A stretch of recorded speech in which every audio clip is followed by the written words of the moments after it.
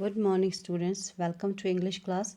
Today we are going to discuss the question answers of lesson The Old Man at the Bridge, written by Ernest Miller Hemingway, lesson number 20.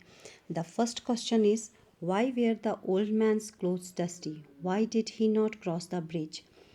Old man ने के कपड़े गंदे क्यों थे? उसने पुल को cross क्यों नहीं किया? The answer is the old man's clothes were dusty because he was sitting by the road and the passing vehicles raised dust clouds that fell on him, so he was bathed in dust all over. He did not cross the bridge because he was too tired to walk further. Old man के कपड़े गंदे थे क्योंकि वो road के किनारे बैठा था जहाँ पर बहुत सारी गाड़ियाँ के चलने की वजह से धूल उड़ रही थी। वो धूल से लथपथ था। उसने पुल को क्रॉस नहीं किया क्योंकि वो बहुत थका हुआ था और आगे नहीं जा सकता था।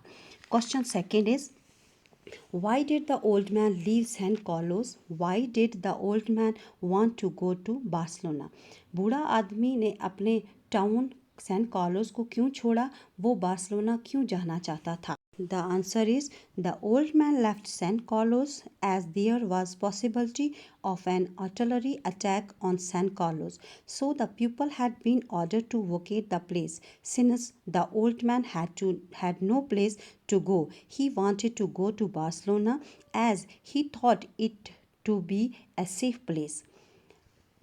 ओल्ड मैन ने अपने टाउन सैन कार्लोस को इसलिए छोड़ा क्योंकि वहाँ पर लड़ाई की वजह से तोपें चल रही थी और बमबारी हो रही थी। इसलिए लोगों को ऑर्डर मिला था कि आप सब इस जगह को खाली कर दो। ओल्ड मैन को कहीं जाने की जगह नहीं थी, इसलिए वो बार्सिलोना जाना चाहता था। वो सोचता था कि बार्सिलोना सेफ जगह है। Question third is oh I said, not quite understanding. What was it about the old man's statement? I was taking care of animals. What was it that the narrator did not understand? Narrator को समझ नहीं आता था कि मुझे old man क्या बोलना चाहता है कि मैं एनिमल्स की देखभाल करता था। क्या था जो नरेटर को समझ नहीं आ रहा था? The answer is everybody was running for his or her life. When the narrator had asked the old man about his native place, the old man told the name of the place with a smile. But when he added that he was taking care of animals, the narrator got puzzled because the mention of the animals was just out of place and off the mark. Moreover, the old man did not look like a shepherd.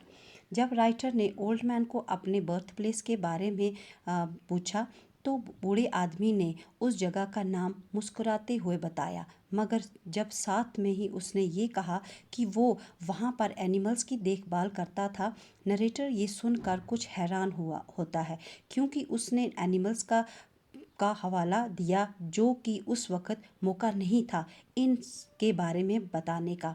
इसके अलावा old man दिखने में चरवाहा तो नहीं लग रहा था। Question 4 is Where did the narrator expect the approaching battle to take place? कहाँ उम्मीद थी राइटर को कि लड़ाई कहाँ पर होगी?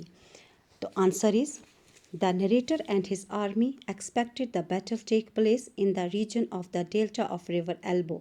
He was overseeing the areas looking forward to the approach of the enemy forces and to inform of it to his own officers. Narrator और उसकी आर्मी को उम्मीद थी कि लड़ाई रिवर एल्बो के इलाके में होगी और उसी इलाके की देखभाल वो करते थे जहां से उन्हें लगता था कि दुश्मन आगे आएगा और वो अपने ऑफिसर्स को इसकी इतला देगा। Question 5 is it's better not to think about the others. What does the old man mean by the others? Old man ने जब ये कहता है कि अच्छा है हम बाकी जानवरों के बारे में ना सोचें, इसका क्या मतलब है? The answer is by the others. The old man meant his 2 goats. He knew that the cat could take care of itself and the doves could fly to save themselves, but he was worried about his goats. In the very dejected mood, he said that it was better not to think about the others. He left his goats at the mercy of Almighty.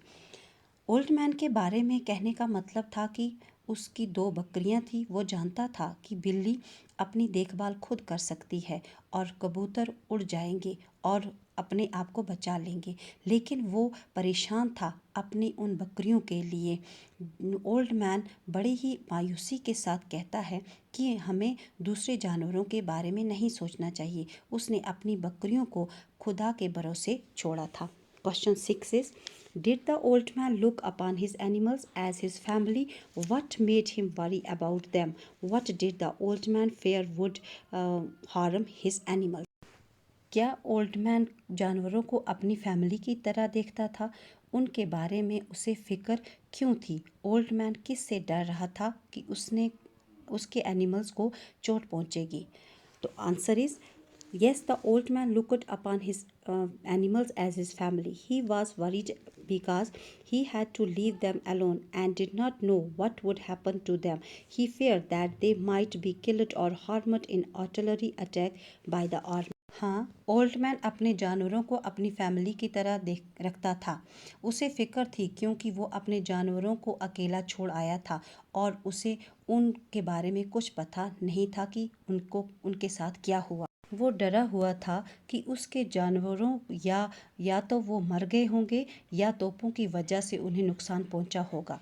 Question 7 is, the old man was a victim of the war but he had no wish to play a part in it. How do you come to know of this from the story? Old man ने इस लड़ाई को झेला था मगर वो इस लड़ाई में हिस्सा नहीं लेना चाहता था। आप इस कहानी से कैसे पता लगा सकते हैं? The answer is, a 76 years old man who had lived his life all in peace would never wish to be a part of his attachment with his native place San Carlos with his pets sitting tied on the roadside, and finally his dying words, I was only taking care of animals, suggests the old refugees man without politics was least interested in the war.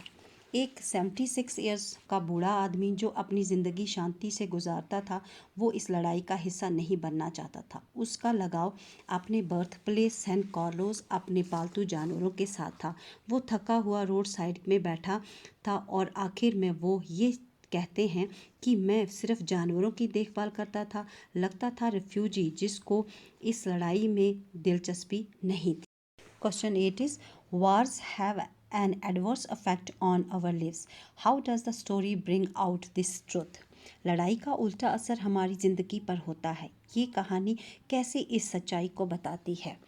Answer is, wars causes destructions, homeless, disordered, killings and what not. They uproot peoples even to those who are unable to move properly. They destroy properties, animals, and plants even. The miserable condition of the 76 years old man is a living proof of the misery that wars lead to. His blank look, tired limbs, separation from his dear animals, and loss of his home all speak of the worst effect of war. लड़ाई की वजह से तबाही, बर्बादी, घर टूट जाने, deaths हो जानी, यहाँ तक कि सब कुछ छोड़ना पड़ता है। लड़ाई की वजह से हम अपने घरों से बसे हुए जो लोग होते हैं उन्हें भी घर छोड़ना पड़ता है। जो नहीं जा सकते एक जगह से दूसरी जगह उन्हें भी जाना पड़ता है। जायदाद का नुकसान, जानवरों का नुकसान, यहाँ तक कि पेड़ों का नुकसान भी बहुत होता है इस लड़ाई की वजह से। ओल्ड मैन जिसकी उम्र 76 ईयर्स है, कुछ अच्छी कंडीशन में नहीं है। वो थका हुआ, अपने जानवरों से बिछड़ा हुआ, मायूस हुआ, अपने घर तक को खो दिया है। ये सब कुछ इस लड़ाई की वजह से ये सारा असर पड़ता है। Next is language work. Make sentences uses the following words and expressions. यहाँ पे कुछ आपको वर्ड्स और एक्सप्रेशंस दिए हैं जिनको आपको सेंटेंसेस बनाने हैं जिनके। First one is artillery. Artillery is an important wing of the armed forces. Second, coup. He seized power in a military coup in 1997. Third, check post. Vehicles are required to stop at a checkpost to be examined.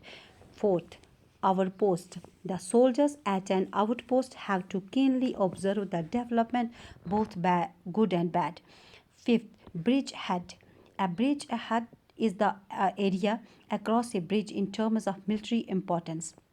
Sixth, come through. The order of my transfer has just come through by post. Seventh, stagger. I gave a blow on his ribs and he staggered to fall over.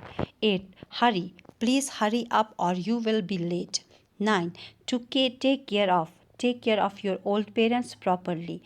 10th is blankly. The beggar looked blankly at me accepting some things. ये lesson आपका यहीं ख़त्म होता है. Thank you for watching this video.